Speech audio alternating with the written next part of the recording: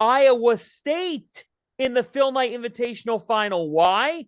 Because the Cyclones took down number one. And the headliner of the day, number one, North Carolina has fallen. A 70-65 win for the Cyclones. We will be joined coming up in just a few minutes by the star of the show, Caleb Grill, who was fantastic with 31 points as Iowa State beat the Tar Heels 70-65. Coach McCall, number one has fallen in college basketball. What's your reaction right off the top of the show of this major win for the Cyclones and certainly a loss for the top-ranked Tar Heels? Well, I think I talked about this a little bit the other night. First of all, give Iowa State all the credit, right? Tremendous game. Caleb Grill, who I know we're going to talk to here shortly, Jaron Holmes, former St. Bonaventure, Bonnie's and the performance that he had tonight with 22, but just everything that team has been through to knock off Carolina. What a tremendous game. But we talked about this before. Carolina's dealing with something that's a little bit different for them after what they did last year. New coach going into last year. Where were those expectations? Now they got all kinds of expectations on them. Okay. And that's a different thing to deal with on a night in and night out basis. But take nothing away from what Iowa State did, because just what a tremendous game. Yeah, I mean, you got to give all the credit in the world to Iowa State for that performance. Caleb Grill, I don't think every time the ball left his hands, it was like, that thing's good. It doesn't matter how tough it was. He had a couple heat checks in the first half that were a little bit ridiculous. Two of them actually went in. So all the credit in the world to him. I mean, I took more from this game about North Carolina. I said this before the PK 85 started, that we were going to learn a lot about what this team actually is. You know, are they really what they've been through those first four games? Was this a situation where you had a little bit of a hangover from making it to the national title game? Maybe just playing by games at home wasn't enough for this team to get it going, but They struggled against Portland in the opener of this tournament. They struggled against an Iowa State team that they probably should beat. And to be completely frank, this looks a lot more like a team that is in that kind of 17-20 range, which is where they're ranked on KenPom right now, as opposed to the number one team in college basketball. Why? Why, Rob? What's wrong? What's wrong with North Carolina? So I think one of the big issues is defensively, right? They're not locked in on that end of the floor, and they never were a great defensive team. I think when you are playing RJ Davis and Caleb Love in the backcourt together, you're not really expecting it to be a great defensive team. It's not like Armando Bacot's going to be out here switching everything on like 1 through 5 either. But when you combine that with the fact that it's been a little bit difficult to get RJ and Caleb kind of in sync, neither of them are playing great right now. You don't have that elite 3-point shooting threat that Brady Manek was. You know, Pete Nance is making kind of open standstill threes. You're not running him off of screens. You're not able to manipulate a defense the way that you could with Brady Manek out there down the stretch of the season. I think it's been a little bit more challenging to get Armando Bacot into the game. I don't know if that's because the guards don't want to throw him the ball, or if he's just not as engaged, or if teams know what he is now. Maybe the scouting reports out on them, but they haven't been great defensively. And when you're not great defensively and you're shooting 3 for 18 from 3 like they did tonight, if you have 12 assists and 14 turnovers like they did tonight, you're not going to win a lot of basketball games playing that way. I think it's just that simple.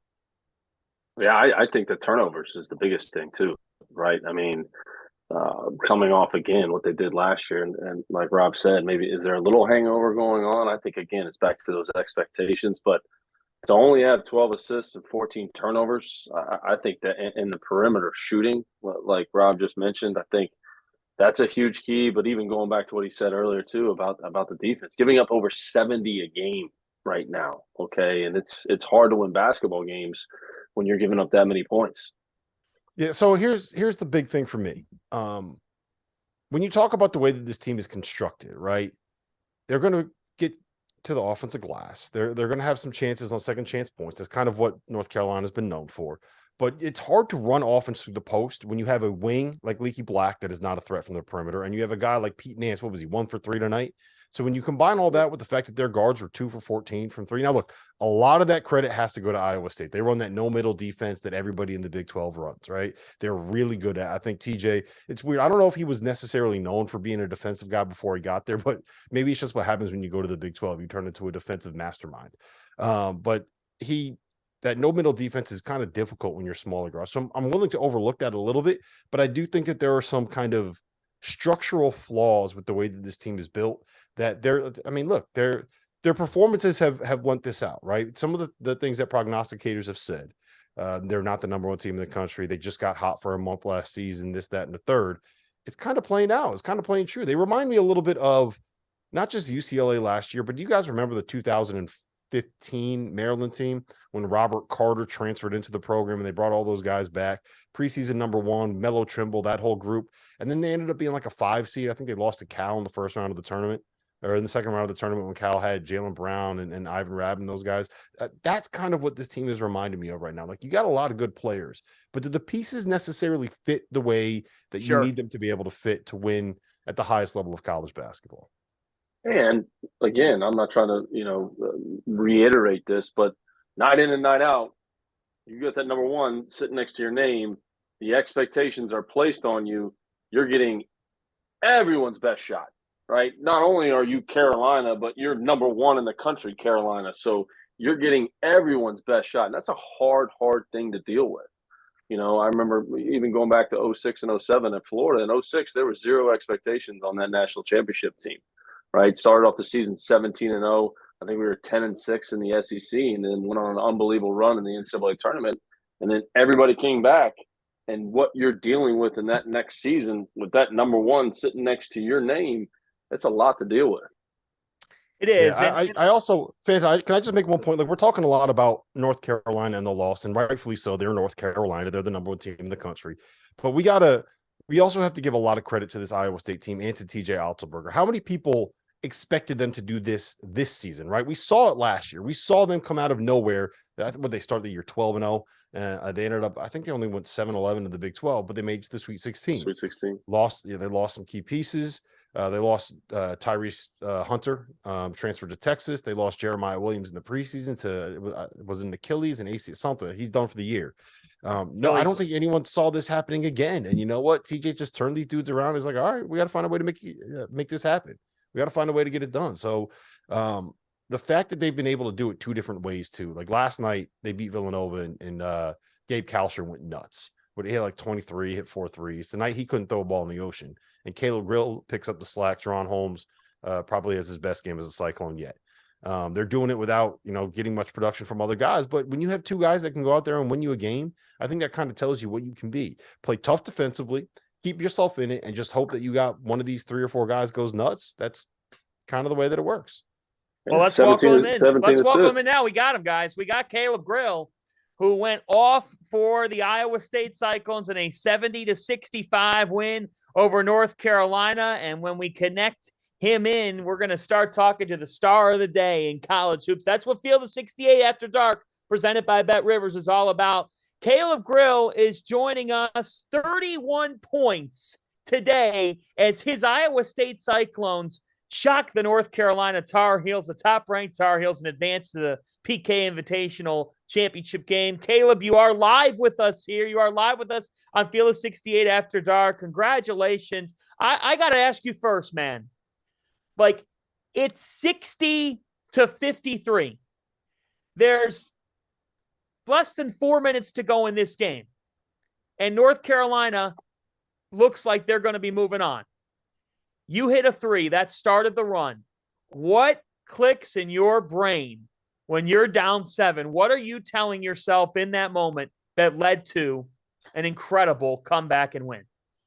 So during that last media timeout, I kind of looked up at the scoreboard, and we were in a similar situation last year when we played Kansas at Kansas. We were down 6 at the last media timeout. And unfortunately, we got the lead back. So we ended up getting the lead back, but we didn't close the deal. And I just kept thinking to myself that whole time, like, I want to close the deal like how we had that game. I want to have another opportunity like that, and I want to close the deal this year. Caleb, first of all, man, congratulations. Great win. That was exciting to watch. Going into this game, I think you were 4 for 24 from the 3-point line going into the game. And tonight you go 7 for 11. What was just your mentality in terms of continuing, even though you may have been struggling a little bit going into the game, just your mentality in terms of just shooting that basketball with just tremendous confidence going into this game? I would say I've put in so much work during my whole life leading up to this moment. And I know I trusted the work I've done. And, everybody usually has their skids of games where they may not perform well. And I just had a 4-game skid. I feel like I'm capable of being a 40% 3-point shooter. And I don't think the numbers showed that for the first 4 games. So I was happy I could provide that ability for our team tonight and just get the win. Caleb, last year you came in with TJ, and I don't think there were really any expectation on you guys to do all that much. You started the season out 12-0. You end up making it to the Sweet 16. This year you lost a couple key pieces, a couple guys transferred out. You had a big injury in the preseason before things get started, and they were still it was another year where there wasn't much expectation on you guys coming in. What is it about Coach that gets you guys to believe and gets you guys to buy in where you can play at this level? What Coach is really good at is getting the most out of everybody, and then everybody wants to play for him. We have practice every morning, and before we even get there, he's already working out and lifting. It just shows like how dedicated he is to like act like he's in the moment with us and be in the trenches with us, and just showing how much he really cares about each individual. So just the commitment he has invested into us makes all of us want to invest everything we got into him and for the program. Caleb, I got to ask you this. When you're growing up, like, who did you just love watching? I don't know if it's a shooter. I don't know if it's somebody that you just idolize, whether it be at the college level, the NBA level. Who did Caleb Grill just love watching growing up? So I'm originally from Wichita, Kansas, and my dad played at Wichita State. So my favorite team growing up was the Shockers, and I would say, like, just watching them, how hard they played so hard, and they just played with that attitude with them when I was growing up. And I would say Ron Baker was probably like my favorite player to watch. He's obviously a Kansas kid like myself, and, just what he did, leading them to a Final Four and then multiple conference championships and league championships. I think they went 35-0 one year and they lost to Kentucky in the round of 32, but just all the accomplishments that him, Fred VanVleet, Cleanthony Early, Takeo Cotton, and all them made together was just something I really looked up to when I was a kid, and I really enjoyed watching those games. I got to ask you, if you are a Ron Baker fan, how come you're not growing the hair out? You can't get the flow going like that? I don't know. I was actually growing out a little bit, but I swear it just quit growing. So I ended up getting a haircut probably like a month ago. So. Caleb, let me ask you this, man. Your journey just even back to Iowa State, right? In high school, you signed with originally South Dakota State. Then there's a coaching change there. You open your recruitment. You go to Iowa State. You transfer to UNLV, and now you're back. Just talk. I think it's just such a unique journey. And then to see you on the stage tonight and how you performed, just talk a little bit about that journey and how rewarding is it for you to have a night like you did tonight? I couldn't be more grateful for the journey that I've been on. It's been a roller coaster one for sure, but what makes it so special with TJ is he was the very first coach to ever recruit me at South Dakota State. And, just how much time and effort he put into it just made me really want to be a part of it. And I connected really well with the players at South Dakota State, and it felt like home to me. And even though I had maybe some high major offers, like that felt like the right place for me. Unfortunately, when he took the job at UNLV, I didn't feel the same way about that. Really far away from home. Obviously, Vegas is a different lifestyle. So I ended up going to Iowa State, and, I was really grateful for that experience. I learned a lot from those coaches and players there. But at the end of the season, I just didn't think it was the best place for me. And thankfully, TJ recruited me out of the portal to come to UNLV, and I went to UNLV, and I felt like I gained a lot of confidence, and, he put a lot of trust into me, and I was just really had a good time working with him and playing for him. And then when he got the job back at Iowa State, I really liked it here the first go around. And, I was just so grateful to be closer to home and be back in the Big 12 and then be at a place that I really liked a lot. And once he got the job back here, it was like a no-brainer for me to come back and play with him. Caleb, it was a lot of fun. watching you take down number one today. Big time performance. We got to go rapid fire with you here. I'm going to give you rapid fire questions. You're going to give us answers. That's what we do on Field of 68 After Dark. If you could stand first in line at any store on Black Friday, first in line, any store Black Friday, where are you going? Best Buy. Good choice. Well done. Good choice. Well done. What's Caleb Grill's favorite meal? I would say my favorite meal is when my dad grills in the steak at home. Well done. Best Thanksgiving side? Side, I like cream corn. Cream corn. Okay. Way to bring something different to the table. The 3 artists that you have got to be listening to before a big game. Metallica, Motley Crue, and Van Halen. Wow. All right. There you go. Now that's one hell of a playlist. Coach McCall can relate to that right there. Yeah. Caleb Grill, you just gained a fan in all of us. Van Halen, Metallica, Motley Crue. Home sweet home, baby. Home sweet home. Enjoy Sweet it, home, Caleb. baby. Thanks for joining us, and good luck on Sunday when you compete for a championship. Thank you. I appreciate you guys having me on here. Thanks, One and Caleb. only Caleb Grill. Now that was Metallica. Metallica. Fanta, were you ready for that? Were you ready for Metallica? No, but I love Jump from Van Halen. Like, I could totally relate to that play. I have never heard a player give us those 3. The only I was other not guy expecting Motley Crue, man. I was not expecting That Motley was a Crue. That one curveball. came out of left field. The other guy Oh, I know that listens to Metallica pregame when he was in college and the NBA was Matt Bonner. Matt Bonner was a huge Metallica fan. Huge. That That's actually makes a amazing. lot of sense. That makes a lot of sense. I can see that. I can see that being the case.